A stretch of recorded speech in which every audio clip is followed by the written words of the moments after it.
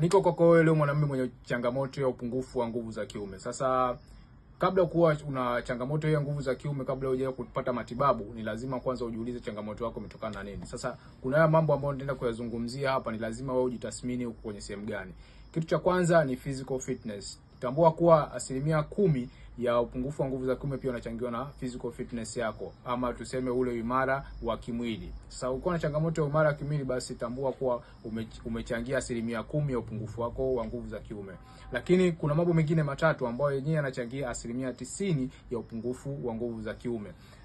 Ni mambo gani hayo? Jambo la kwanza ni afya yako ya akili. Ukiwa na changamoto kwenye afya ya akili, basi tambua kuwa itakupelekea shida pia kwenye upande wa nguvu zako za kiume. Lakini swala jingine ni swala la kiimani. Kama imani yako basi ni dhaifu, basi kuperform ama kuimarisha kumudu tendo lako la ndoa ama kushikua na ile hamu ya kushiriki tendo la ndoa, basi utakuwa uwezo wako uko chini. Lakini jambo la tatu ni jambo la kihisia.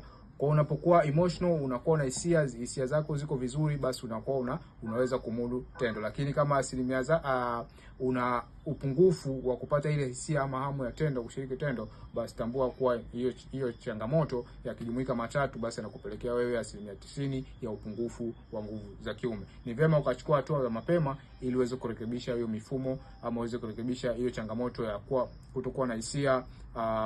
Afya yako ya akili labda iko vizuri, unakuwa ni mtu wasiwasi sana kutokuperform ile tendo, lakini pia imani yako iko dhaifu, kwa lazima urekebishe imani yako dhaifu. Lakini kwenye swala la physical fitness, basi ni vyema ukawa unajitahidi kwa unafanya mazoezi ili afya yako ya kimwili iweze kuimarika. Kumbuka, mtu ni afya, chukua hatua.